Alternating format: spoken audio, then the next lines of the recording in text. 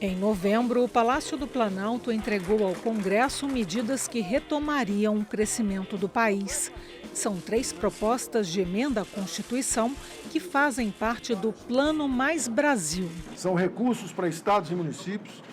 Entre 400 e 500 bilhões de reais nos próximos 15 anos serão transferidos para estados e municípios para saúde, educação, saneamento, segurança. PECs da agiotagem são PECs que geram contrapartida de Estado e municípios contra o funcionalismo público, com redução de jornada, redução de salário, contra todos os direitos do funcionalismo. Nós queremos fazer esse debate com calma, sabendo que no momento que vai ser encaminhado não será aprovado esse ano, mas a gente pode começar um bom debate, trazendo todos para esse debate, né? Partidos de esquerda, partidos de direita. Em outubro, o plenário da Câmara aprovou o relatório de Domingos Sávio, do PSDB de Minas, ao projeto que define o rateio dos recursos do leilão do pré-sal entre estados e municípios.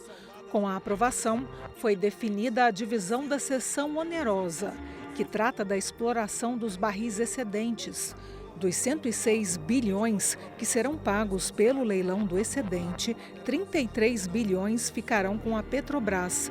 Do restante, 72 bilhões, 15% ficarão com estados, 15% com municípios e 3% com estados costeiros. Os critérios de divisão desses recursos, que podem chegar a 30 bilhões de reais, dividiu as bancadas do sul e do norte do país. No formato como está, nós beneficiaríamos poucos municípios, por exemplo, no meu caso, no estado de São Paulo, em detrimento de uma vultosa quantia destinada aos estados do Norte e Nordeste pelo Brasil. Existe uma perda realmente significativa para o Nordeste em relação a ser exclusivamente seguindo os critérios do FPE, mas em nome desse acordo com os estados do Sul e Sudeste, nós resolvemos aceitar. Pela proposta, prefeitos só poderiam aplicar o dinheiro do petróleo em investimentos ou previdência. Esse é um recurso extra que está sendo oferecido pelo governo federal e ratificado pelo parlamento, né,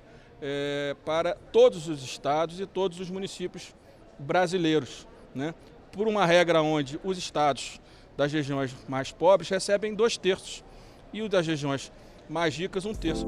Já virou lei a proposta aprovada no Congresso que emenda a Constituição. Agora é obrigatória a execução do orçamento que vem de emendas de bancadas, de Estado ou do Distrito Federal. Isso representa 1 trilhão nesses 10 anos próximos aí. Só nesse ano representa mais de 80 bilhões que vai ser com a venda de pré-sal, com a venda de Petrobras, com a venda dos ativos, para que esse dinheiro, 30% vai ser retornado aos estados e municípios. Outro tema da pauta de economia de 2019 é a reforma tributária. São 5 as propostas em andamento no Congresso. A PEC 45, do Centro de Cidadania Fiscal, é defendida pelo presidente da Câmara, Rodrigo Maia. O ponto central é a consolidação de 5 tributos em um só, o IBS, ou Imposto sobre Bens e Serviços. Se a PEC for aprovada, serão extintos o Imposto sobre Produtos Industrializados, o Imposto sobre Operações de Circulação de Mercadorias e Serviços, o Imposto sobre Serviços de qualquer natureza, a contribuição para o financiamento da Seguridade Social e a contribuição para o Programa de Integração Social. O Imposto Único também responde às críticas sobre os benefícios que levam à guerra fiscal entre os estados, já que teria alíquota única e seria cobrado onde o bem ou serviço é consumido. Hoje, o ICMS é cobrado no estado de origem. Não somos, de maneira nenhuma, contra a unificação de tributos. Agora, nós não queremos que a reforma tributária aconteça puxando freio de mão e dando um cavalo de pau, porque muitas das vezes pode capotar o carro. É uma proposta que vai destravar a economia, que vai gerar empregos e que, no final, com a retomada da nossa economia, todos vão ganhar, que é o objetivo da PEC 45 da reforma tributária. No final do ano, os parlamentares, junto com o Executivo, chegaram a um acordo sobre a construção de uma proposta única de reforma tributária. De acordo com o presidente do Senado, Davi Alcolumbre, uma comissão mista de 15 senadores e 15 deputados vai redigir o texto. Não adiantava termos uma proposta na Câmara, termos uma proposta no Senado, sem ter a participação efetiva do governo. O governo federal, representado pelo ministro Paulo Guedes, tem para sugerir ao Parlamento brasileiro as suas propostas em relação a essa nova reforma tributária do Brasil. Em novembro, o plenário aprovou novas regras para o Imposto sobre Serviços, o ISS.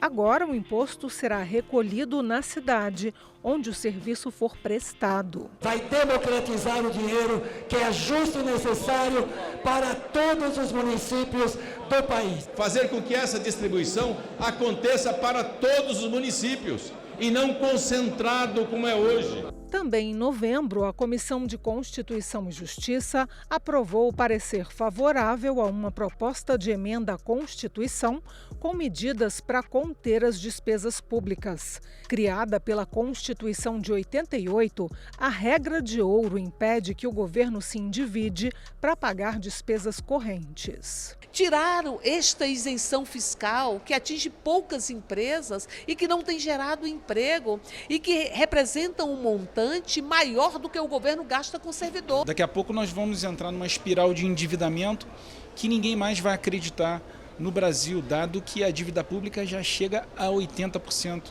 do PIB. Em dezembro, foram 276 votos favoráveis e 124 contra o novo marco regulatório do saneamento. Se efetivarmos o processo de privatização, o reajuste na conta de água será em torno de mais de 160%. Nós temos uma grande divergência, e a grande divergência é que eu tenho certeza que o dinheiro público no Brasil acabou.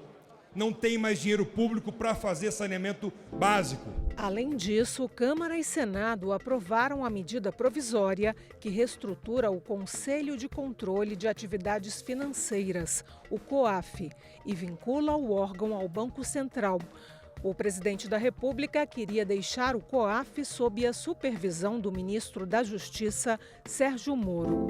E na última sessão legislativa, antes do recesso parlamentar, o Congresso aprovou a proposta orçamentária do governo para o ano que vem. O salário mínimo passa de R$ 998 para R$ 1.031. A previsão de inflação pelo IPCA no próximo ano é de 3,53%. E o crescimento do PIB, o Produto Interno Bruto, está estimado em 2,32%. O resultado primário, que inclui Tesouro, Previdência e Banco Central, soma déficit de 124 bilhões. Desde 2014, as contas públicas estão no vermelho. Descontado o pagamento dos juros da dívida, as despesas vêm superando as receitas ano a ano.